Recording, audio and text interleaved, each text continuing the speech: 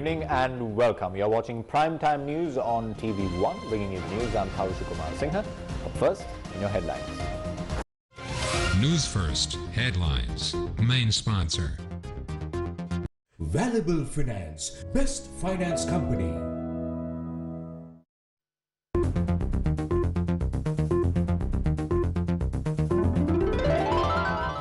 Request for a lockdown being delayed. කිසිදු ආකාරයක රැකියාවක් නැති ජන කණ්ඩායම මිලියන 8ක් පමණ ඉන්නවා. ආණ්ඩුව විදියට මේ මිලියන 8 දිහා තාම සංවේදීව බලනවා. Webinar for judges sends a clear warning. A statement from the opposition leader. Is another cabinet reshuffle imminent? Cabinet අමාත්‍යාංශ ගණනාවක වෙනස් කිරීම සිදු වේවි. China ready for relations with Taliban. News First headlines. Main sponsor. Valuable Finance, best finance company. Lead story this evening. Despite growing calls for an island-wide lockdown at the cabinet meeting yesterday, President Gotabaya Rajapaksa has stressed that the people must be sensitive to the plight of millions who will lose their livelihoods. This was revealed at the cabinet media briefing today.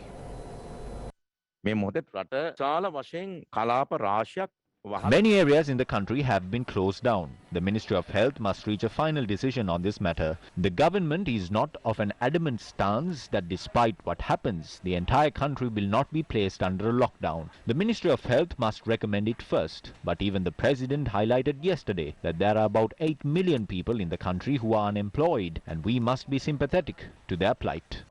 ආණ්ඩුව විදියට මේ මිලියන 8 දිහා තාම සංවේදීව බලනවා. මේ අවස්ථාවන් රාශියකදීම රජය උන්ට ආධාර ලබා The government has spent over 80 billion rupees to provide them with concessions on various occasions. All of us need to understand that the country is going through a tough time economically. There is an issue continuing to provide these people with such concessions. ලබා දීමේ ක්‍රමවේදයන් පිළිබඳවත් පැහැදිලි ගැටලුවක් ඇති වෙලා තිබෙනවා. A new set of health guidelines have been issued to be in effect until the 31st of August. According to the new guidelines, only one person per household will be permitted to leave the house, with exceptions in place for those travelling to work or for obtaining health services. Buses and trains will only be permitted to carry passengers based on their seating capacity. All other vehicles too can only transport passengers up to a maximum limit equal to the number of seats available. Utility services including electricity, water, telecommunication, petrol stations, LP gas stations, motor garages and postal and courier services can only operate with staff limited to a minimum level. State institutions too must operate with a minimum staff called into work from within the province. Employees can be called to work at state institutions from outside the province if it is deemed necessary by the department head. The Health Ministry added that the same regulations apply to private companies as well. Economic centres and wholesale shops must conduct their operations with strict adherence to COVID-19 health guidelines. Meetings, conferences, seminars and brand launches will not be allowed. Industries including the garment, agriculture and fisheries industries will be allowed to operate subject to strict health guidelines. The limit of customers allowed at supermarkets was set at 25% of the total customers that can be accommodated at the premises. Shopping malls will be closed from the 18th of August. Financial institutions including banks, finance companies and pawning centres can provide services to a maximum of 10% of customers that can be accommodated at the premises. Only 10 people can be accommodated at grocery stores at any given time. Open markets and fairs can be held with the limit on the number of customers set at 25% of the capacity of the premises. A maximum of 25% of the total number of customers that can be accommodated at bakeries, beauty salons, electrical and hardware stores, laundry, furniture, communication and photocopy shops will be allowed. No collective activities or gatherings can be held at places of worship. Weddings have been suspended. Funerals should be held within 24 hours and only a maximum of 25 people can attend a funeral at a given time. Medical staff attached to hospitals across the country engaged in silent protests today, demanding a scientific methodology to lock down the country in the face of the prevailing situation. The silent protest organised at the National Hospital in Colombo during the lunch hour was joined by the Health Trade Union Collective today. නිවැරදි දත්තන මේ අද වාර්තා කරන්නේ. අද රෝහලවල පුකුරු ඇතිවෙමින් තියෙනවා.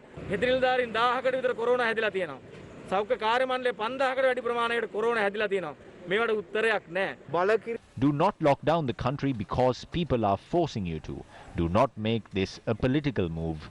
We have presented 10 reasons to the government as to what steps they should take after placing the country under a lockdown. පත් කරනවා. අද වෛද්‍යවරු මැරෙනවා. Doctors are dying today. Medical staff have fallen ill. The health officials who are suffering from this crisis must be saved not only from the virus but also their arduous working hours must be reduced. We are of the opinion that the spread of this virus could be curbed to a massive extent if a lockdown is imposed for at least 2 weeks. වෛරසය පාලනය වෙනවා කියලා අපි කල්පනා කරනවා. The Health Trade Union Collective staging silent protests opposite the Karapitia Teaching Hospital and the Kandy National Hospital urged the government to lock down the country against the prevailing COVID-19 situation in the country. Traders in a number of areas across the country are continuing to voluntarily close down their shops as a measure to combat the rapid spread of COVID-19 in the country. Traders took steps to voluntarily close down their shops in Batapola, Diulapitiya, Baduragoda, Maradagamulla, Pallebedda in Ratnapura, Udawalawa, Yatavatta in Matale and a number of other areas yesterday. All the shops in the main towns of Tangol, Beliatta and Ranna in the Hammantara district were closed today.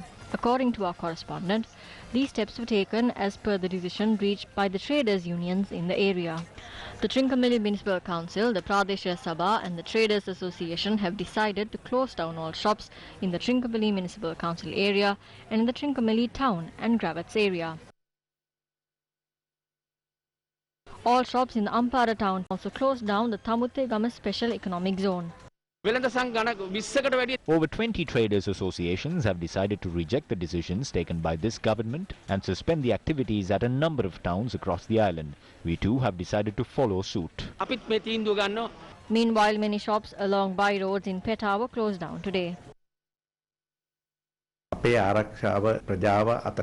There is nothing wrong in allowing the community to take lead in protecting themselves. If the objective is to curb the spread of the virus, as a doctor, personally, I have no issue with that. This cannot be achieved by only closing down shops. If the recommended health guidelines are not practiced, even if you are in your home or you don't limit travelling to other places, there could be issues in achieving that goal.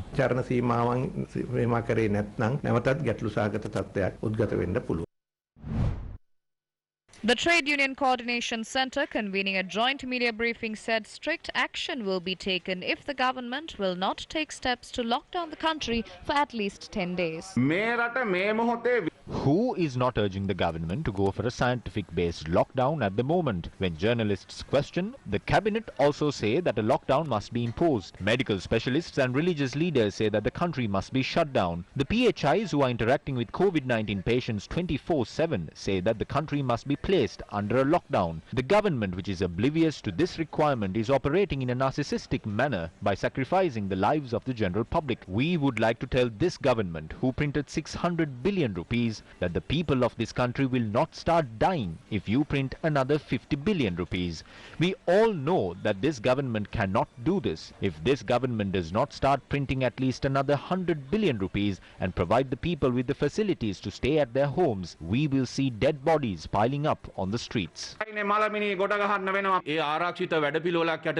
COVID-19 cases were reported from Parliament, where operations are carried out adhering to safety protocols. So lockdown is imposed at places where VIPs or elites are gathered, but the country is open for the normal working class people. Why is that? The rulers of this country do not care for the deaths of normal people. This government that comprise people who claim to have molded the economy of the country say that they will not be able to feed the mouths of 4.5 million if the country is closed. Who is to give us answers to this issue?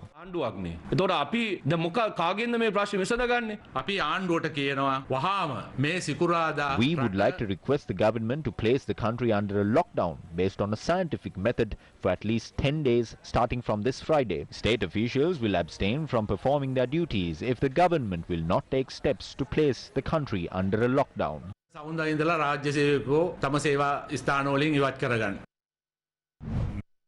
Meanwhile, the All Ceylon Government Medical Officers Association highlighted the need for an island-wide lockdown. This time, the general public is also requesting a lockdown to be imposed. Even they agree that the spread of the virus cannot be prevented without going for a lockdown. What is the government doing? They just impose inter-provincial travel restrictions to show that they've done something to curb the spread of the virus. When the virus is detected in every province and the Delta variant is present in every province, it is clear that simply imposing travel restrictions between these provinces is unscientific. Travel restrictions similar to those imposed during the first wave are what is needed at the moment. Why is the government not locking down the country in response to the rapid spread of COVID-19? A certain group, without giving much thought to it, are demanding for the entire country to be closed down. That is a decision that the president can take on any given day within a matter of minutes. But as a government, we must think on how to support the lives of millions of people who have not contracted COVID-19. 100% of the dal we use is imported. Chickpeas are imported. We do not have adequate production of potatoes, onions and chilies. If the import procedure is stopped and the ports are closed, these items that were imported stagnate at the port. These are perishable goods and will go rotten in a few days. Then there will be a shortage of these items in the market and we will experience an artificial rise in prices. There is an increase in the prices of sugar, dal and potatoes. If we get more local produce, these prices will reduce. But the more we lock down the country, we will have to bear the increase in prices. නගරාධිපතිතුමියත් Rosie Senanayake මැදිරියත් කියනවා මේ කොළඹට එන්න එපා මේක අවදාන. ඉතින් ඇයි මේක සම්බන්ධයෙන් තීරණයක් ගන්න බැරි ඔබතුමාලා? පුළුවන් ඔබතුමාට හෙට ඉඳන් කන්න නැතුව ඉන්න පුළුවන් නම් පුළුවන්. ඉතින් ඒතකොට ඔබ මේ බඩගින්න යන්නට කැම දෙනවද? Now, major political parties in the country request that an all-party conference must be convened in light of the prevailing situation in the country.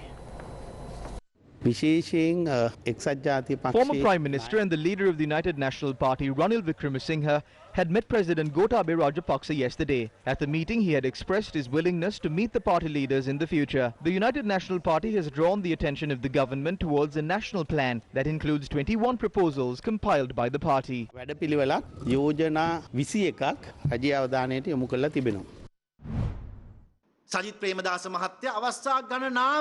On a number of occasions, Sajith Premadasa requested in Parliament for an all-party conference to be convened, and he stressed that we must unite to face these issues. The leader of the JVP said this as well. The former president, Maithripala Sirisena, said that this is something that should be done together. This is not the time for party politics. This is the time that we should all unite and work together. But what happened? It was only when Ranil Wickremesinghe spoke about the all-party conference that they agreed to it. What is the secret here? What is new here? Even in Parliament we see this. No matter how long the opposition MPs stress on a matter, even for months, the Speaker only begins to pay attention to the issue when Ranil Wickremesinghe raises it in Parliament. The Leader of the House and the Chief Government Whip all begin to nod their heads and listen, only when Ranil Wickremesinghe proposes it. What is the difference here? What is the deal here? Ranil Wickremesinghe මහත්තයා කිව්වොත් විතරයි. මොකක්ද මේ වෙනස? මොකක්ද මේ තියෙන deal එක කියලා අපි මේ වෙලාවේ අහනවා. The chairman of our party made a special request to convene an all-party conference. We believe that it is important to consider the views of specialist doctors at this all-party conference. Also, economists should attend the conference and present their views on the situation. The views of all political parties on these issues are important if we are to develop this country. The Honourable President was of the view that all political parties should discuss and decide on a way out of this economic crisis. The government has decided to vaccinate all individuals over the age of 18 by the 30th of September 2021. The Cabinet of Ministers granted approval for the purchase of 9 million doses of the Sinopharm vaccine and 14 million doses of the Pfizer vaccine for this vaccination program. The Cabinet of Ministers has granted approval for the purchase of 9 million doses of Sinopharm vaccine in addition to the 19 million doses of the vaccine that Sri Lanka already received and 14 million doses of Pfizer vaccine. In addition to the vaccination program for those above the age of 30, it has been proposed that in the future we will provide the vaccine to the age group between 18 and 30. And after that, to those between 12 and 18 years of age. No matter how effective, many foreign countries have not accepted the Sinopharm vaccine. If a person has received both doses of the Sinopharm vaccine, will they be able to get another vaccine? If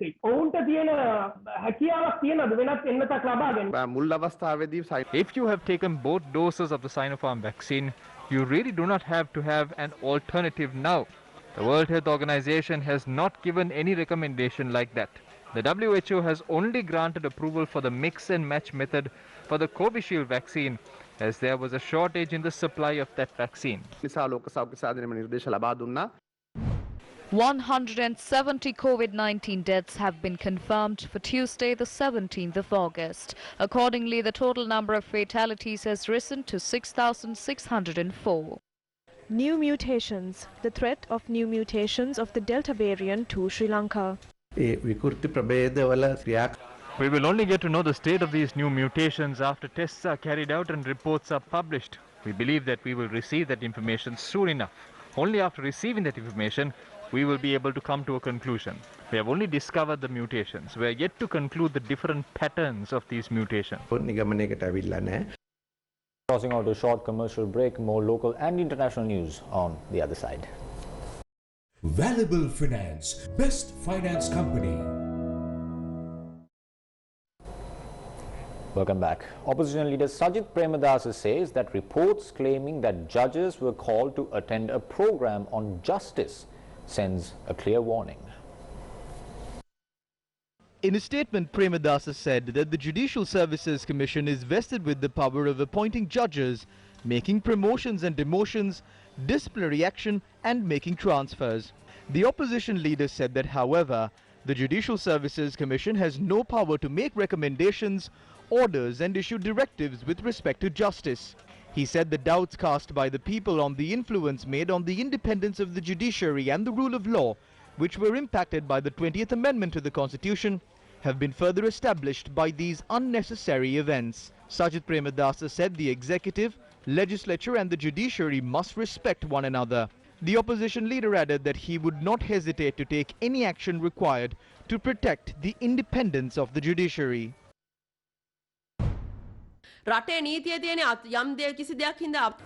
to the law of this country, if someone is dissatisfied with something, they have the right to file an appeal or revision application to the High Court. But no one has the right to influence the judges of the country at any point. These are all signs of a military rule. We would like to ask the Minister of Justice to make a statement in this regard, claiming that the independence of the judiciary has not been challenged over the matters that were discussed during this webinar.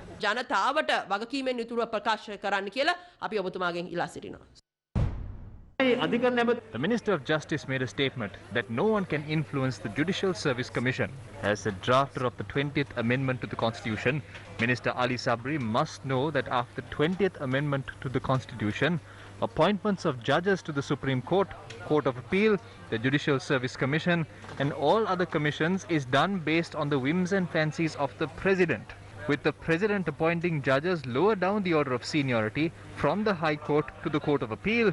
He's sending a message saying you must work the way we want you to, or you will not get any promotions. We can see that there was an attempt to influence magistrates through the Judicial Services Commission, and we are receiving certain reports on this matter, but we are still unsure of what happened exactly. The Judicial Service Commission is responsible to make a clarification on this matter if there is any ambiguity among the general public on the conference that was held. Anur Kumar Dissanayake made a special statement in Parliament yesterday. He made heavy allegations. We believe looking into the matter is the grave responsibility of the Speaker and the Chief Justice. They should look into this matter and present a report in Parliament. As a minister of the governing faction and as a citizen of this country, I believe that a clear explanation as to what transpired is necessary. The government is not involved in this matter. This was only revealed yesterday. Let us wait and see what actually took place here.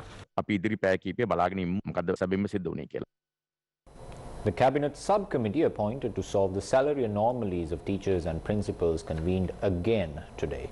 Meanwhile, representatives of teachers' associations met with former President Maithripala Sirisena. The discussion was held at the official residence of the former President in Vijayarama. We requested for the Sri Lanka Freedom Party to support a solution to this issue. We clarified to the Sri Lanka Freedom Party the issues faced by teachers and principals. The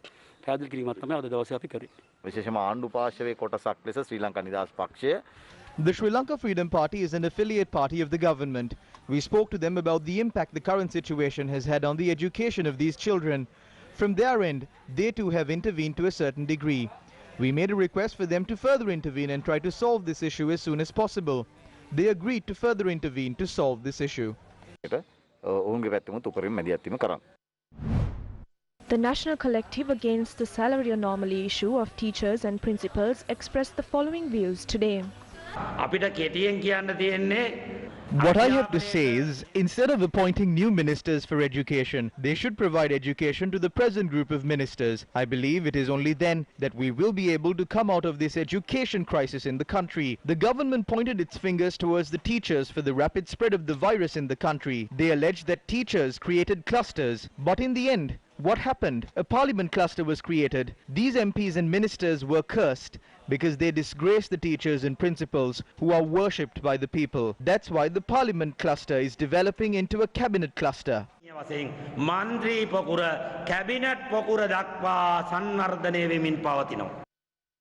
Making headlines tonight, State Minister Shashendra Rajapaksa today hinted at another possible cabinet reshuffle. He spoke to the media at the Narayanapeta Economic Centre today. ගොඩ්කයිගේ අමාත්‍යාංශ වෙනස් වීමකුත් එක්ක දැන් මේ ආණ්ඩුව මොකක් හරි වෙනසක් වෙන්නද දන්නෙත් නැහැ ඔබතුමාලා කොහොමද කරපෙන්නේ නෑ ආණ්ඩුව හැම අවුරුද්දම වෙනස් වෙනවා. The government must change every year. The government cannot move forward the same way. Certain responsibilities must be shared. If there is a better idea on how something should be done, we must give that idea due consideration. I believe that number of ministers will change in the future as well. Responsibilities will change. It is only the responsibilities of the ministries that were changed among those ministers. Nothing is going to happen to this government. This is another move that we took to move forward as a strong government. ඉදිරියට අමාත්‍යාංශ තව කීයක වගේ වෙනස් කිරීම වෙන්න ඉඩ තියෙනවද? Cabinet අමාත්‍යාංශ ගණනාවක වෙනස් කිරීම සිදු වේවි. එතකොට ඒ කියන්නේ ඔබතුමාලාගේ අමාත්‍යාංශත් වෙනස් වෙන්න ඉඩ තියෙනවද කොහොමද? රාජ්‍ය ඇමතිව There is no talk about a change in state ministries, but I believe that it would be good if there is a change in state ministries as well, because we have fulfilled our responsibilities for a year now. අපේ කාර්යභාරය කරා පසුපෙළ ගොඩක් කට්ටිය හැබැයි තාමත් ඉන්නේ ඇමති ධූර නැතුව පසුපෙළටවත් දෙන්න හිතෙන්නේ නැද්ද මේ ඇමති ධූර එකක් රාජ්‍ය ඇමති ධූරයක් නෑ මුළු පාර්ලිමේන්තුව. It is good if we can give ministries to the entire parliament, but that cannot be done. අන්න බෑනේ. ඔබතුමාගේ අමාත්‍යාංශය ඇමති කමක් දක්වා වැඩි වෙන්නද බලාපොරොත්තුව කොහොමද? මේ තියෙන එක හොඳට මේක කරගන්න වෙලාවක් නැතුව මම මේ ඉන්නේ. Another suspect was arrested for the murder of another elephant in Yala Zone 3. The Crimes Division of Tangol arrested the suspect in Dambe Khattaragama. 2 tusks that are 3 feet and 2 inches in length were seized from the possession of the suspects. The suspects were also in possession of an elephant tail and a firearm. The suspect, who is in the custody of the Khattaragama police, will be produced before the Tissa Maharamya magistrate. Operations to arrest another suspect connected to the incident are also underway. The body of an elephant suspect who have been shot dead was found recently in Block 3 of the Yala sanctuary. The elephant was decapitated and its tusks were stolen along with a portion of its tail. The Department of Wildlife are conducting investigations into the incident, while the police are also conducting a separate investigation, and both departments are also involved in a joint investigation into the incident. A person suspected to be the owner of the gun used to shoot the elephant was arrested and released yesterday after a statement was recorded from the suspect. Newsfirst reported about the wild elephants that encroached onto Jayantipura in Kantale. The wildlife officials, with the help of villagers, chased the elephants back to the forest.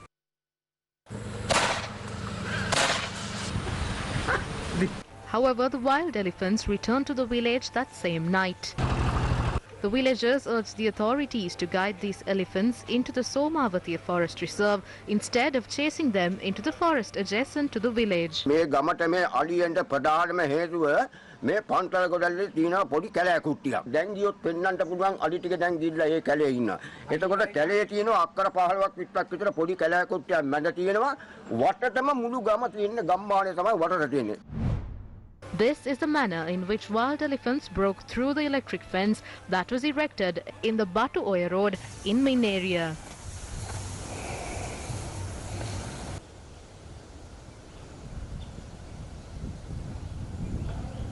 The elephants come to Rathmale from Min area, crossing the Yoda Ala in this manner to feed on the garbage that is dumped in the area. Meanwhile, the Central Bank of Sri Lanka has denied that it has officially requested licensed banks to devalue the Sri Lankan rupee with immediate effect. In a statement, the central bank said, quote, "The general public is hereby informed that there is no basis whatsoever for such claims, and the CBSL has not made any change to its stance or the operational arrangements on the determination of the exchange rate," end quote. What prompted the central bank to make this statement? Yesterday, according to the exchange rates published by several local banks, the selling rate of the rupee had reached 211 rupees against the US dollar. The significant drop in the LKR against the US dollar comes after several weeks of attempts by the central bank to stabilize the LKR at 203 rupees against the US dollar. What has happened? Rupee depreciated significantly from the 202 levels. That was obviously forced and artificial, except for the state banks who are still trying to hold on to the unrealistic rate. Most of the private banks are at 211, foreign banks at 215. It may slide further in the coming days. So they broke through the artificial barrier to something more realistic. Now what that would mean is that inflows may come in now. People who had dollar revenue probably were holding it outside with the hope of the depreciation so they can convert it to more rupees. Consequently, what you've seen in the market is a huge shortage of dollars, because when you don't get the price right, there is a shortage. The dollar has been trading off market, sometimes we say black market, or outside the official rate for quite some time, because those who are importing and others who are trading need to have dollars to trade, and when there's a shortage, they're willing to pay a higher price. So what has happened recently, I think, is that commercial banks have said, look, we will not go along with the officially declared central bank price or the assessment that they give, because that is inappropriate in terms of meeting the market clearing transactions. We don't think that this is going to have a huge consequence in reality, because that the reality already was that the dollar was getting traded at a significantly higher rate, 5 to 10% at least higher than what was announced as the official exchange rate of the central bank. Why has this happened? So technically, if the central bank is willing to claim an official price for the dollar, it should be willing to supply as many dollars as the market wants at that price. But the central bank is unwilling to supply dollars at the price that it states as the official exchange rate. So when the central bank doesn't supply the dollars, then there is a shortage. But the reason it doesn't supply the dollars is because its reserves have been going to dangerously low levels. It's about 1.7 months of reserves at the moment. And the central bank is unable to satisfy market demand. What is the situation in the grey market? Market participants said today that the US dollar was trading at 227 to 228 rupees in the grey market. The grey market rate for the US dollar was around 223 rupees and 50 cents at the beginning of the month, but has been increasing over the past few days. Crime is being reported amidst the COVID-19 pandemic in the country. Up next is Crimewatch.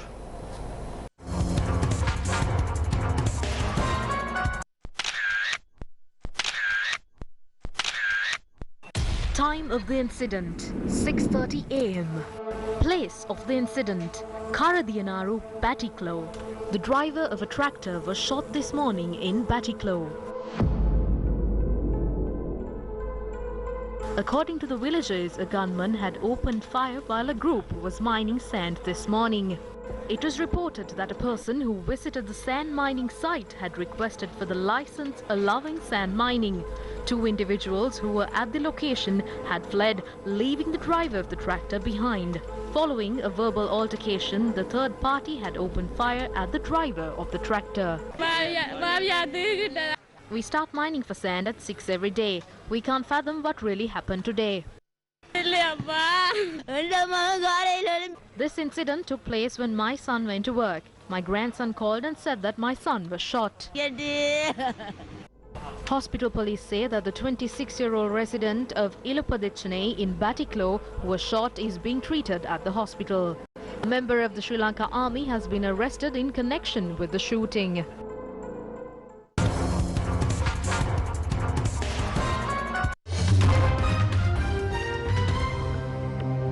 We realized that our countless efforts had borne fruit when we saw how far the lives of the people living in rural Sri Lanka had been touched by the Gammadda movement. This is how the residents of a village in Ambilipitia conquered a challenge that they had been facing for many years. We leave you tonight with their story. I'm Tarusha Kumar Singh along with our sign language interpreter for tonight, Brian De Cruz. Stay safe, stay close to News First. Good night. ඊහල ඉදා කැඩලා තිබිලා අපිට වෙච්චි අකර්මණ්‍ය නිකන් විනාශකාරී තත්ත්වයේ ජලය අපට යෑම ඔබතුමාලා සිරස ගම්මැද්ද තුලින් අපිට ඉටු කර දුන්නා. ඒ අනුව අක්කර 250 300ක විතර වගාවන් කටයුතු කෙසෙල් වී වගාව, ත්‍රිේක භෝග වැනි වගාවන් තමයි ඉච්ඡ සිද්ධ වෙන්නේ. ඉතින් අන් 400කටත් ප්‍රතිලාභ මේ තුලින් ලැබෙනවා කියලා අපි සතුටින් කියන්න කැමතියි. Those were the tears of joy of the farmers in Ambilipitia who reaped the benefits of the Gammadda project in the area and transformed their dying cultivations into flourishing plantations. Farmers in Gangayaya, Ambilipitia and many other villages in the area toiled for over 20 years to protect the water they get from the Udavalave reservoir.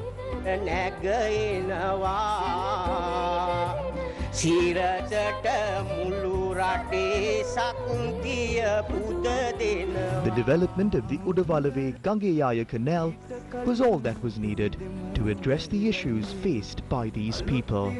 The opening of the entry road to the Gangayaya village in line with the main project was a breath of fresh air to all the residents of this village. මේ වගේ කාලයක ඔය වතුර නැතුව තිබුණා නම් මෙච්චර මේ කොවිඩ් ප්‍රසංගතෙන් මේ මිය යන කාලයක අපේ ගොවි ජනතාවට හිටියන් ඇත්තටම ඊට වඩා 100,000 ගුණයක් ගොවි ජනතාවට දුක් විඳිනවා. ඒ වතවානුව තුල අපි කිසිම ප්‍රශ්නයක් නැතුව අපේ ගොවිතැන් කටයුතු කරගෙන කරදරයක් නැතුව ජීවත් වෙනවා. සිරස ගම්මැද්ද ඒ වැඩසටහනින් අපිට ඇලවේල්ල සකසා දීපු නිසා. The best way to find yourself is to lose yourself in the service of others.